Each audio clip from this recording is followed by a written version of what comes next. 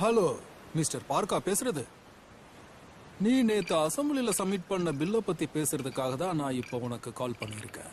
ஆனா நான் உன்கிட்ட உண்மையை சொல்லியே ஆகணும். நீ தேவையில்லாம என்ன பிரச்சனையில மாட்டி விட பாக்குறல்ல. உனக்கு எவ்வளவு வேணும்னு சொல்லு.